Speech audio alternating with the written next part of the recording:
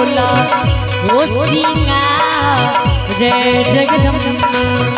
मैया दाया करियो कैला सोला हो सिंगार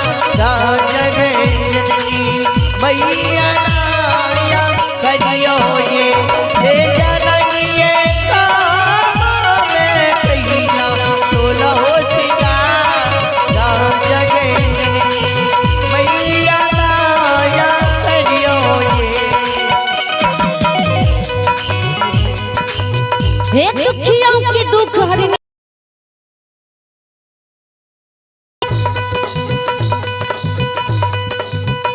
हे सबकी जिंदगी सवारने वाली माँ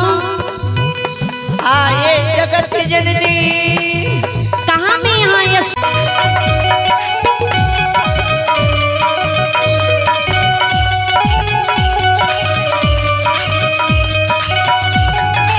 होशियार बत्ती सो आवरण के लिए है यहाँ के सुलहो सिंगार बत्ती सो आवरण सीमा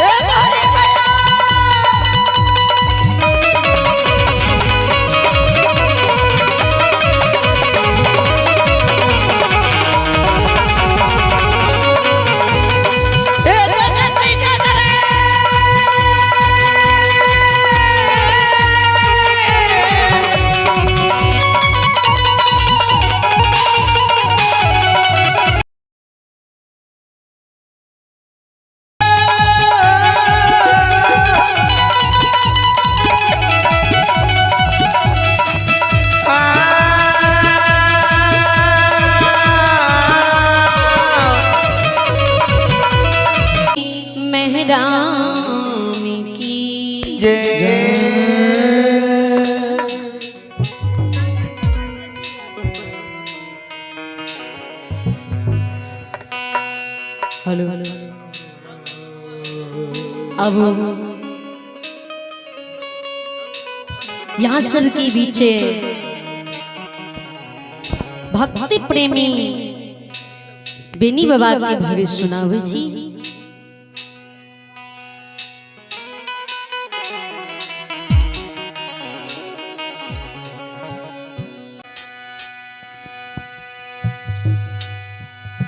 मोगल राजा के डर से यमायवला गाय बछरू के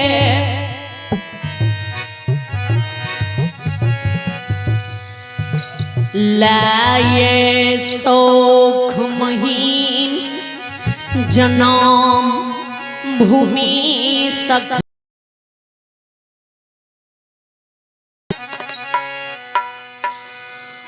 परी नगरी के बेनी बाबा भागल जाइए। जय जय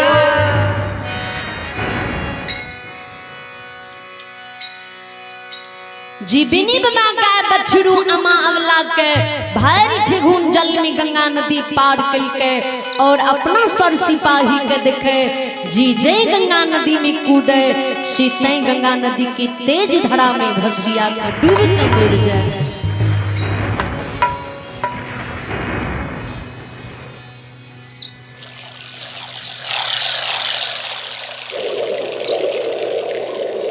गंगा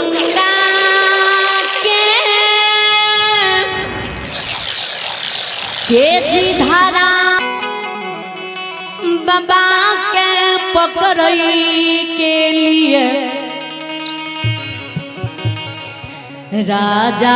सिपाही कूदई।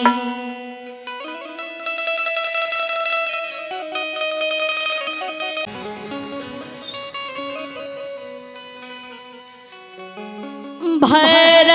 खून जल में पार हुए दिख राजा के अभिमान राजा की टूट जा गुस्सा जा खड़ा हुई।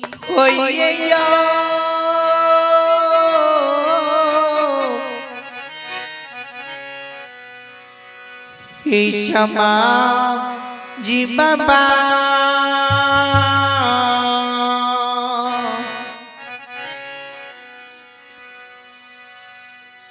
ध्यान देवे विचार करके गलती करके गलती को क्षमा मांग लेते हैं। हई मानो उसे कहते हैं जो गलती पर गलती करती जाती है। भगवान उसे कहते हैं जो संसार में गलती कभी नहीं करती।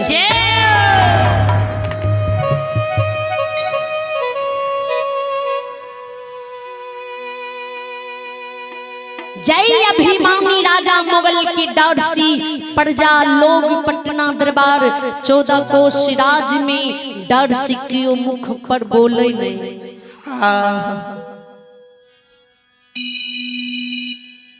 राजा की शासन इतना चले रहे जी राजा के राज में क्यों प्रजा लोग अपराध गलत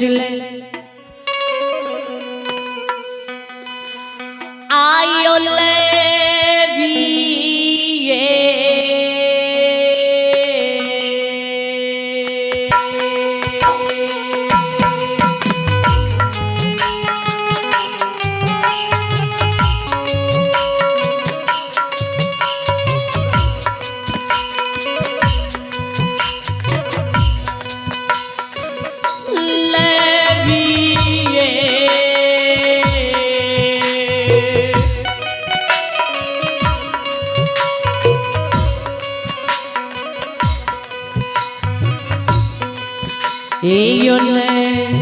ले बके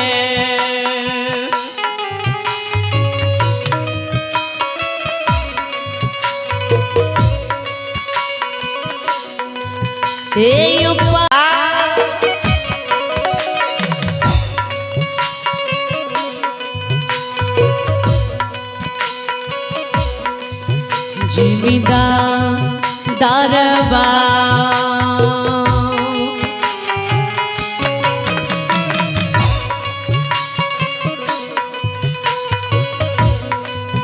ए यंगादरी बेनी बाबा के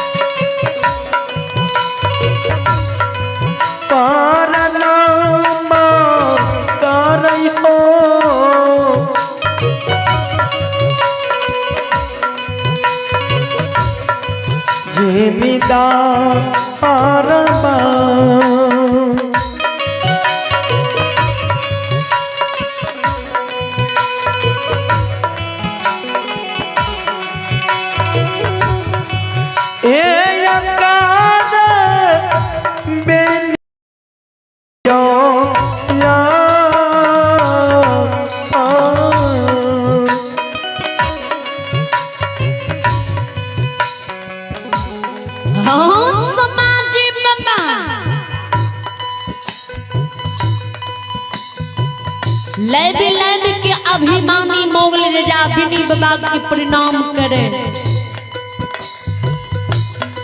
अब बिनी बाबा के नयर जी मोगल राजा पर पड़े तो बिनी बाबा के मोगल राजा के देख के डर जाए, डर होए, आंख से मोती लोर गिरे, धर्मराज बाबा के सुमरन करे। हे परम पिता परमात्मा, दिल की बात जाने वाला भगवान,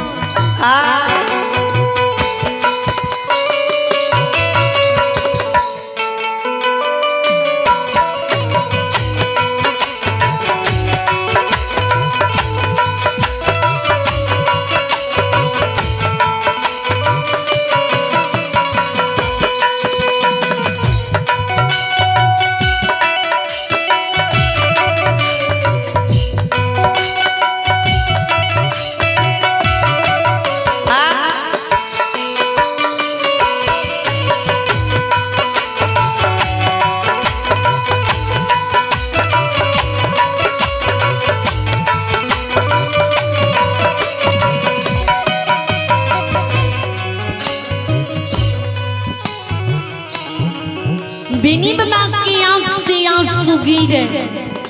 आपो सिपाल जवान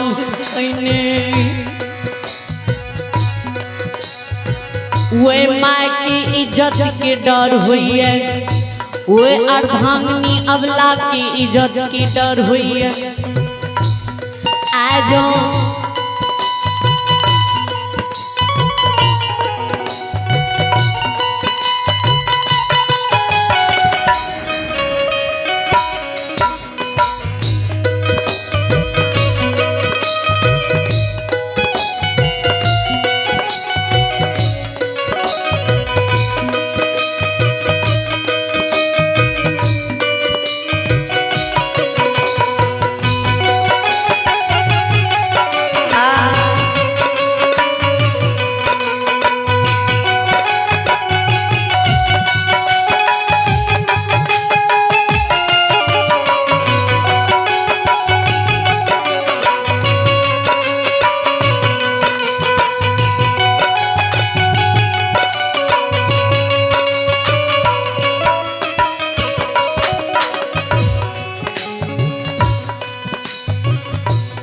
माँ की इज्जत की डर हुई है, अर्धांगिनी ब्याही नारी की इज्जत की डर हुई है।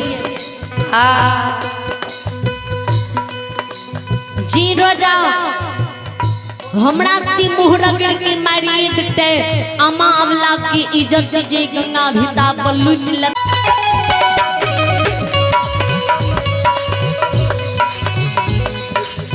या ये सखुआ से भाग के बेनी परिराज नहीं जाए घुरिए।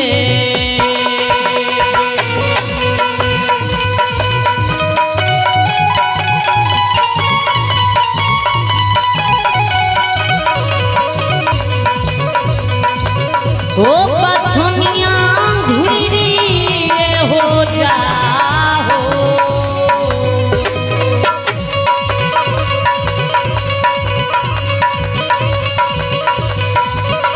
धर्म तमाम घुरिए हो जाओ।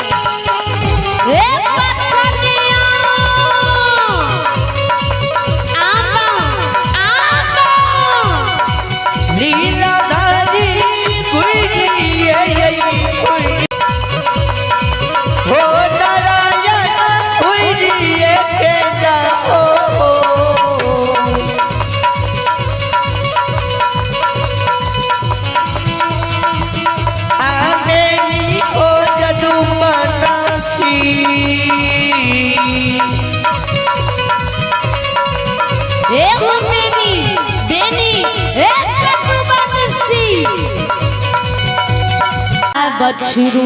यहाँ के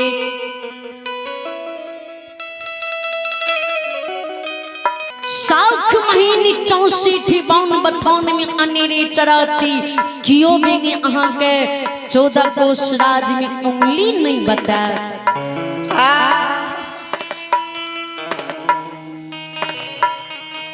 अहाँ के जी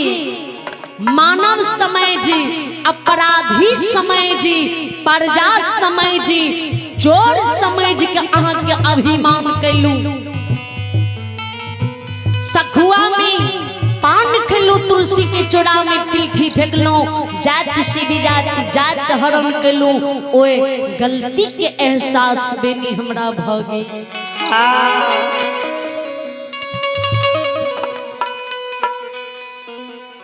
विचार करबे।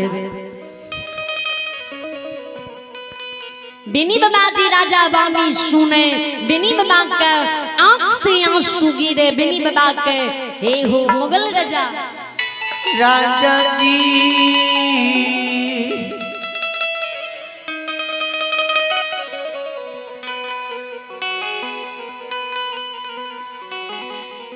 या जी सखुआ में हमरा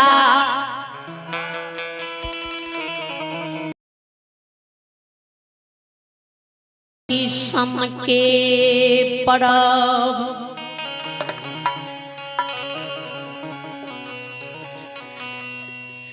सखुआ के समाज लोग दामा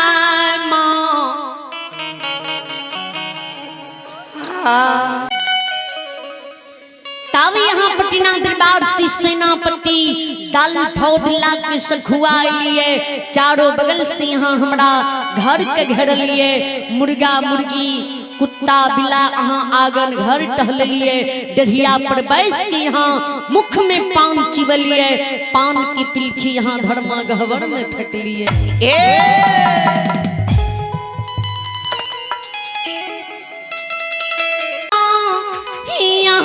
हमारा मजाक खुरलिए जात से बेजात कलिए जात हरान यहाँ मोर खलिए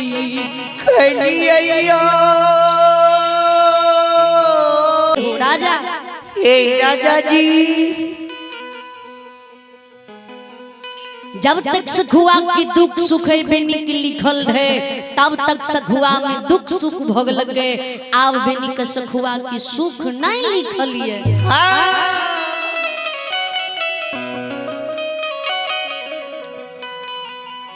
कवि गोसाई जी इधर से लिखनी है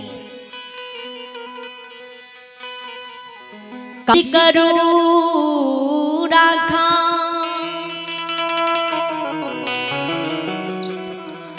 जो जैसे करनी सो तस फल चाखा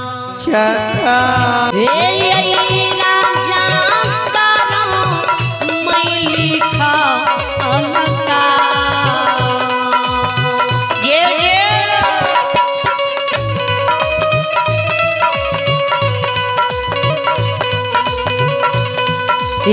मेटा लोने जाई है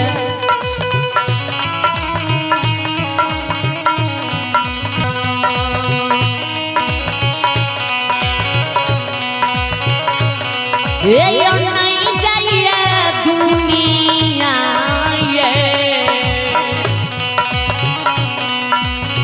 सना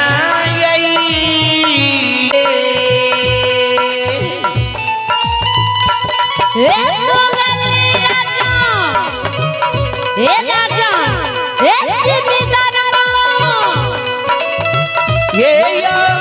राजा जी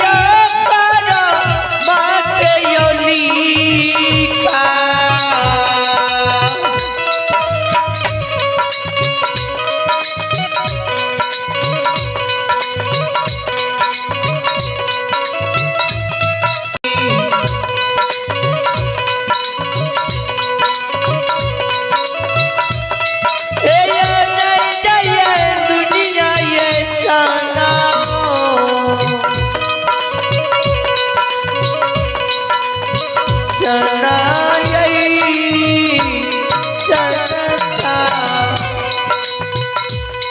मोगली राजा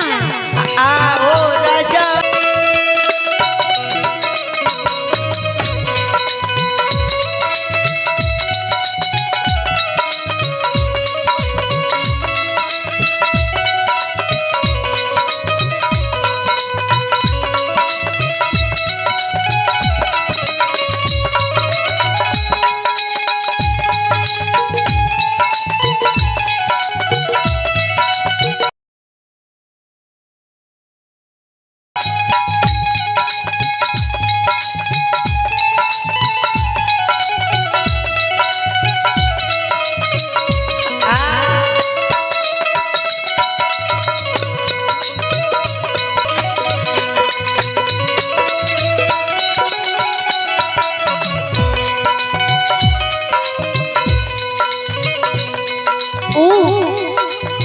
सवा लाख के साज धर्म की गहवर में राखल लिए राजा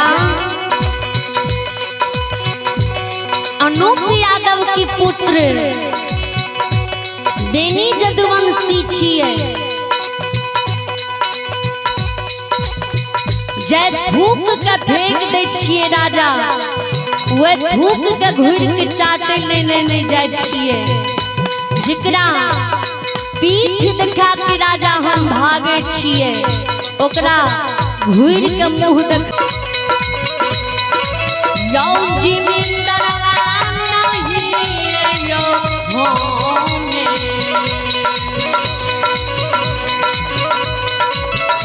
ये यो घुरबाए मोगल राजा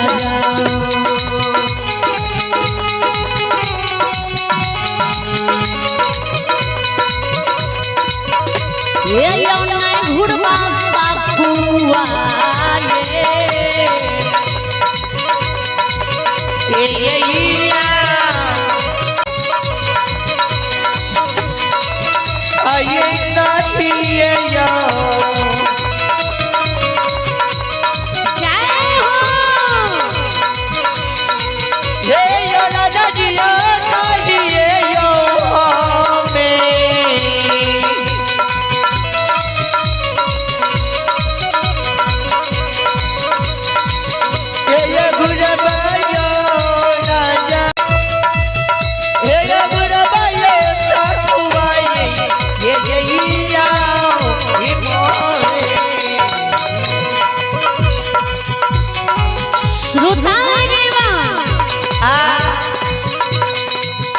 बिनी बाबा जी के हमें लौट का सखुआ नहीं जीवा।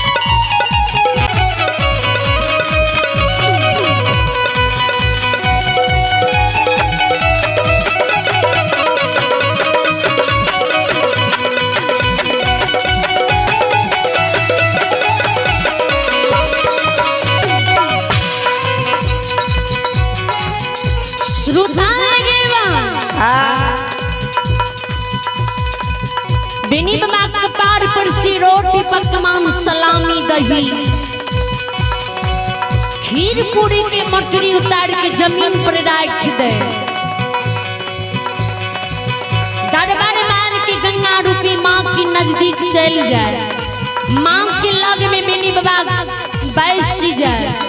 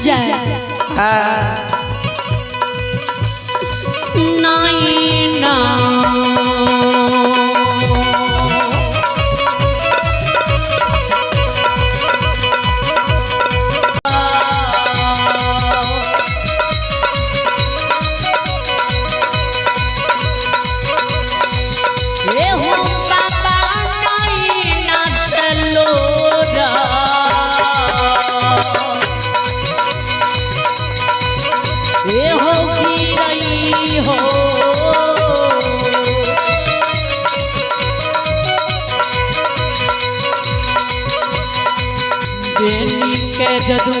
बनसी के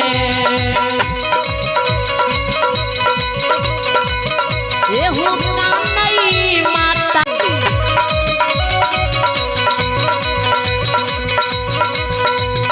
आये नहीं नाये जय हो हो जदू बनसी नहीं नाये लोरा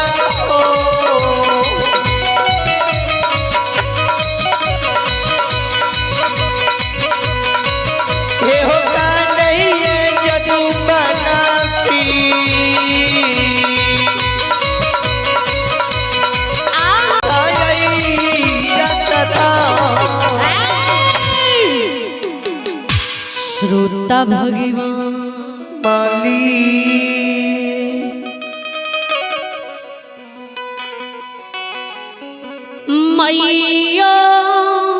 मैया भागा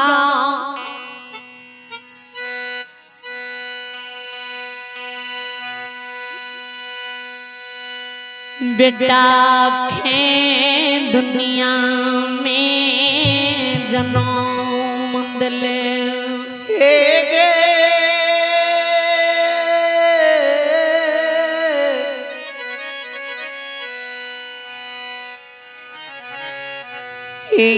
मामा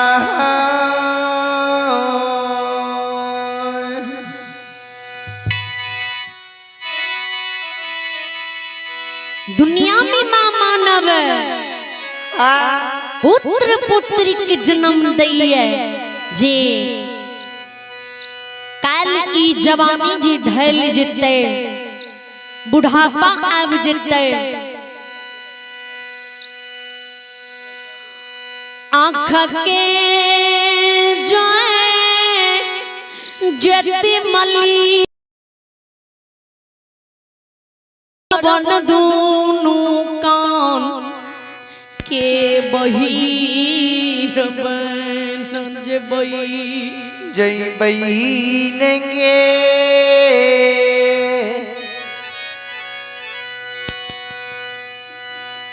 बाल पाख जतई बत्ती सो मुख के दांत झेर जतई शरीर के समान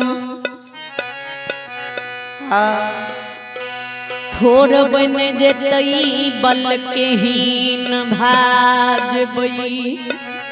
जय बंगे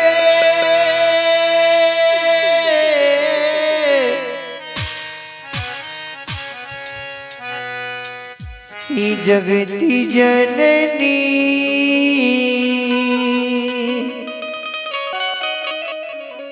बाँ भुजा में बल नहीं रहते लाठी की आस ढाल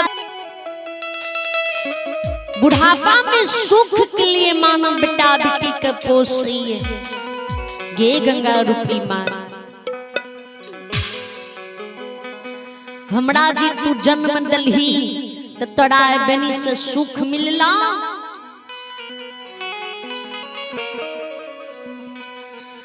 कथी ले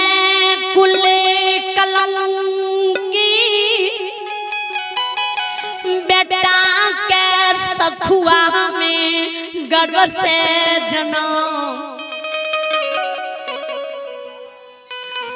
जनम दिले कथी ले भूखा रही अभागा के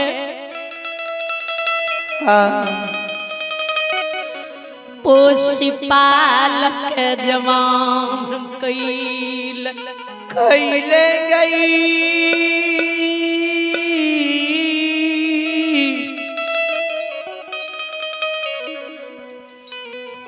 बेनी के या मामा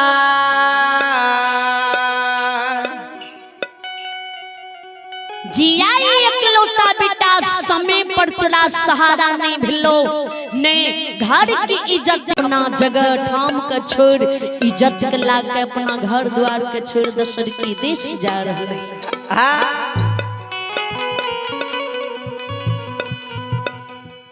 पुत्र के मानव यही लने जन्म दे छे जी घर की इज्जत के घर में घोंघट के राखिए किया ने मां हमरा सोरिए घर में तू गला घोट के मार दिलही आई माताजी आई गंगा भिता पर से सखुआ की सीमा खत्म हुई है सोनी घड़ी सन की पर भी है संग में अर्धांगिनी अवलाई है खीर पूरी रोट पकवान सलामी दही है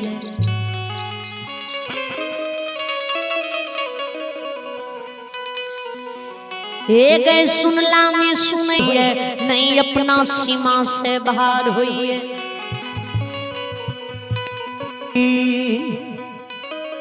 आ कतई रोट पकवान कलने जेबे केना ये रोट पकवान के सुसार लगेबे बेनी बाबा बानी बेनी बाबा की माँ सुने छाती मुक्का मार के बुढ़िया माँ गंगा किनार में कौन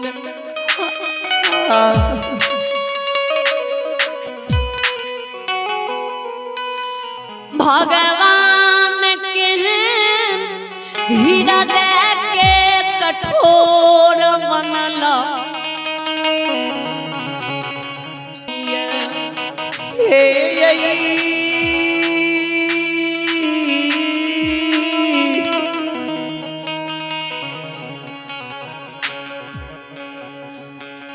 हे माता रहा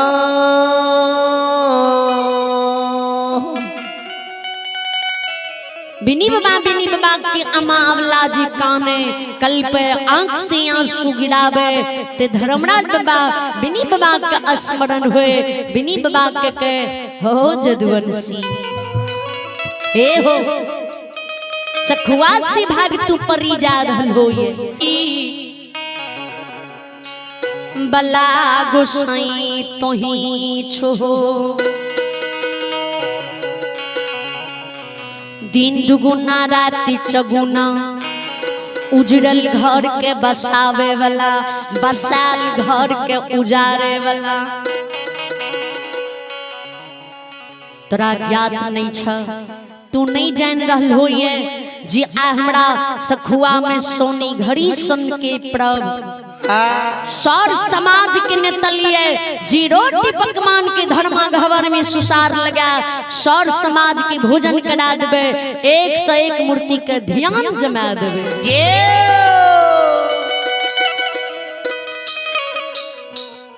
से समाज लोग हमर सखुआ में नेतली रह गले रोटी पकवान सुसार नहीं लागले सखुआ से भगा के तू हमरा परिराज ले जा रहलो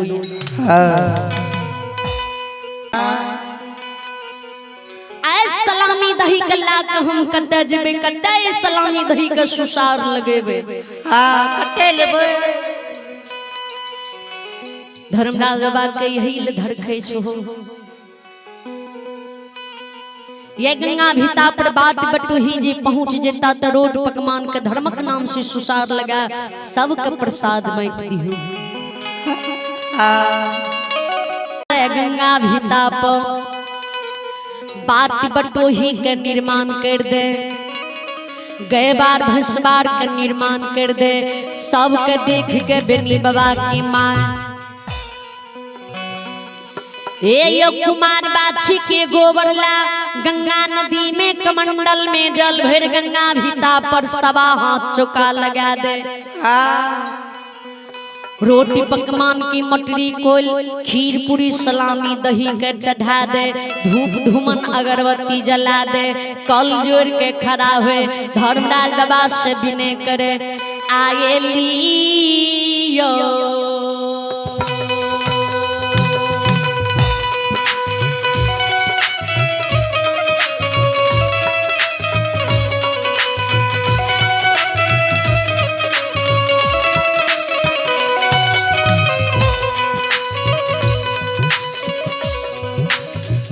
बाबा लियो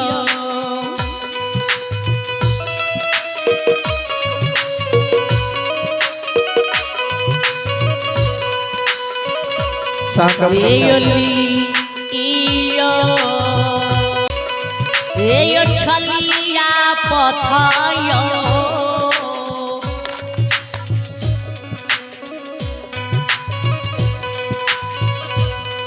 धर्मरा आजी बाबा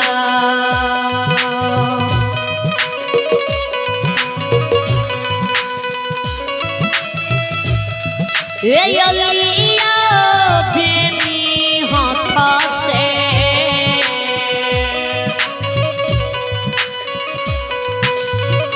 ये लिया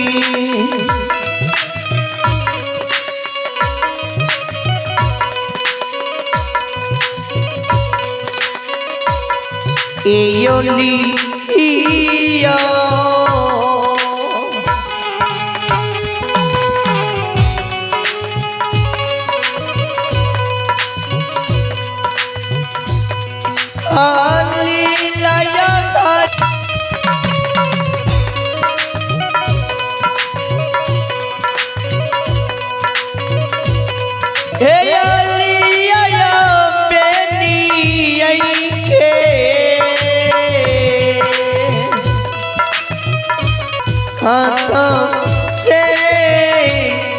ओ बाबा हाँ धर्मराज जी बाबा या ये बेनी के हाथ से खीर पूरी पकवान सलामी दही रोटी पकवान की यहाँ गंगा भिता पर सुसार ला लियो।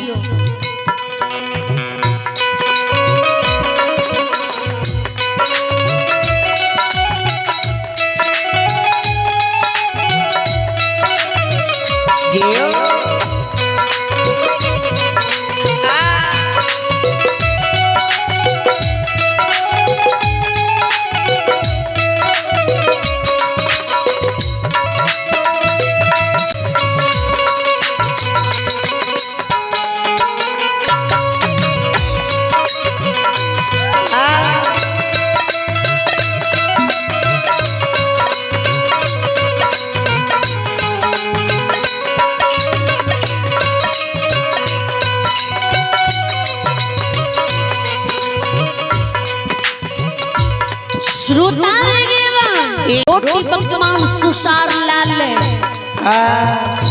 बेनी बाबा जलधार कर रोटी पकवान के बीचे बीच तोड़ दे दरबार बार गंगा नदी में पैस जाए गंगा नदी से पूरन की पात तोड़ी आने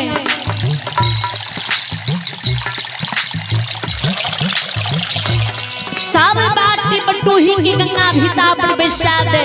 सबका रोटी पकवान सलामी दही भोजन करा दे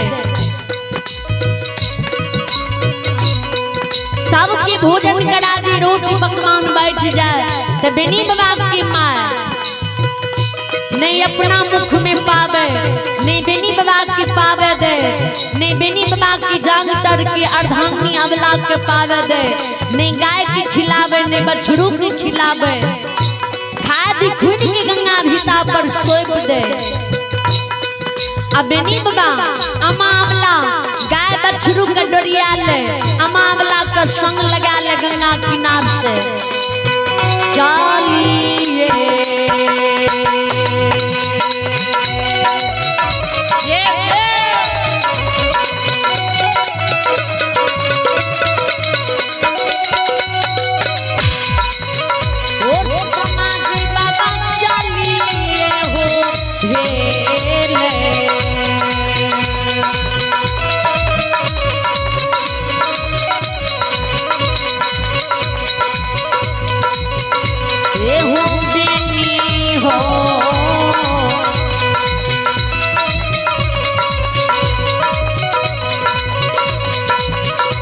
जदुआ बनसी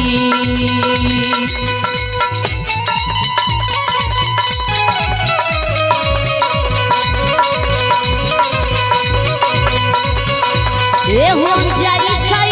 परधिए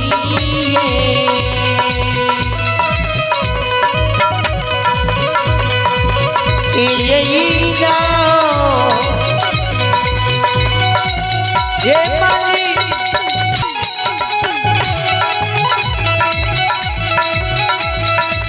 हो धर्मीना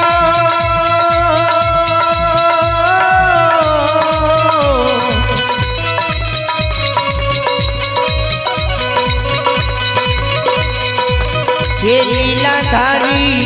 ये गोसाई बाबा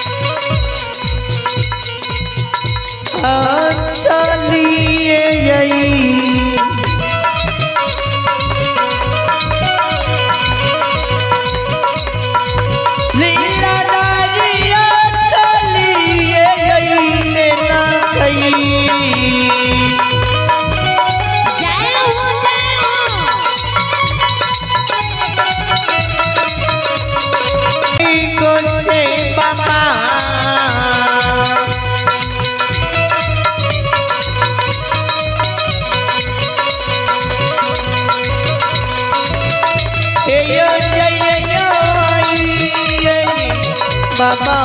ये ओ या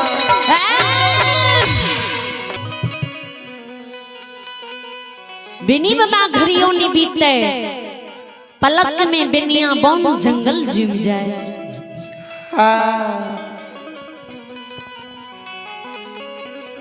या समय में या बेर बखत में नहीं अगली बेर नहीं पिछली बेर रात करनिया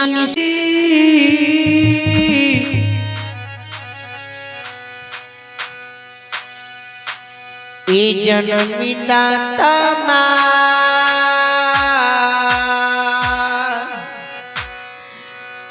मैयो रात अंधेरी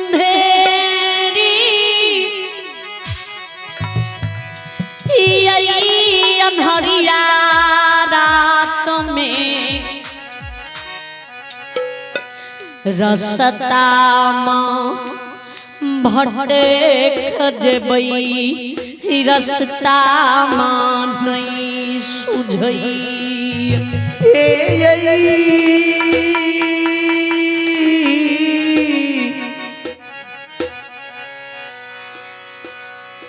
मातरा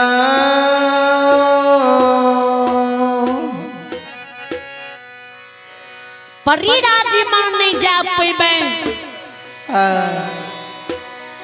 एक तो अंधेरी राती है दूसरे रास्ता नहीं सुझई है तेसर मां एक दू गाय ने एक दू बछरू ने सिंगा लाख गाय है सिंगा लाख गाय की बछरू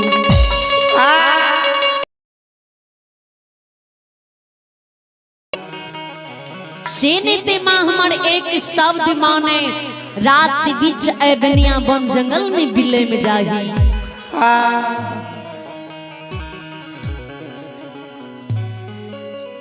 होती पड़ात होती सुबह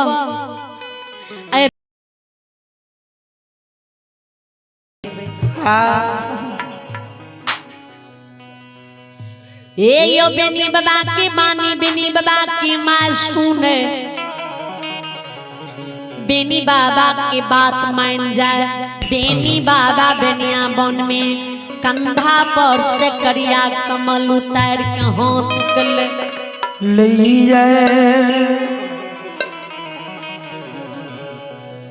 करिया कमल बेनी बाबा बेनिया बन में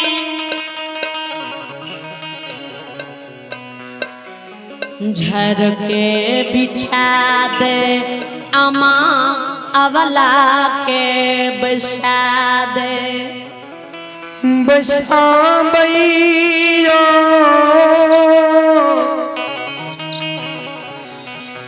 श्रोता भगवान परिराज के ला जा रही है।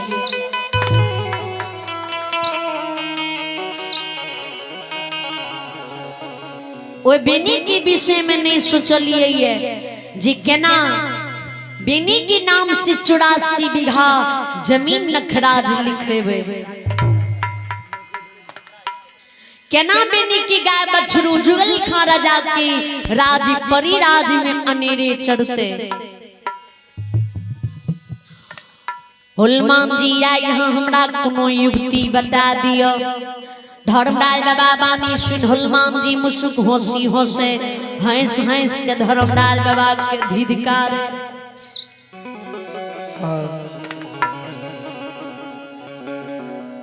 कहई गोसैया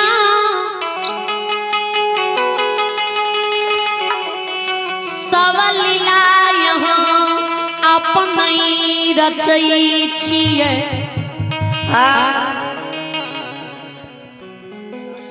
कथी ले हमरा से युक्ति अवैधानिक श्रद्धालु राजेंद्र यादव आरएफसी उनकी ओर से भगवान दरबार में शानदार है 201 रुपए के दान आए हैं। जय उदानी श्रद्धालु की जय हो, उनके पूजनीय माता पिता की जय हो।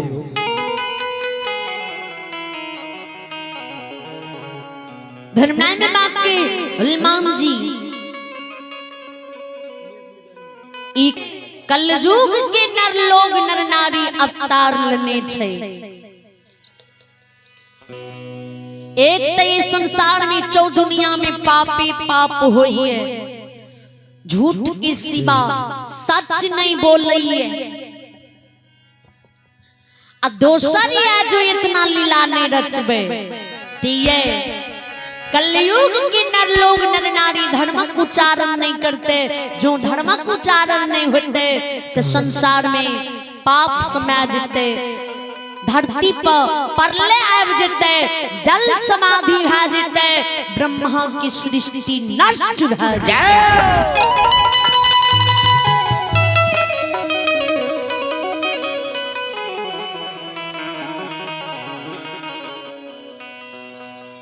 हरि की रंग आनंदी है, हरि की रूप आनंदी है, हरि की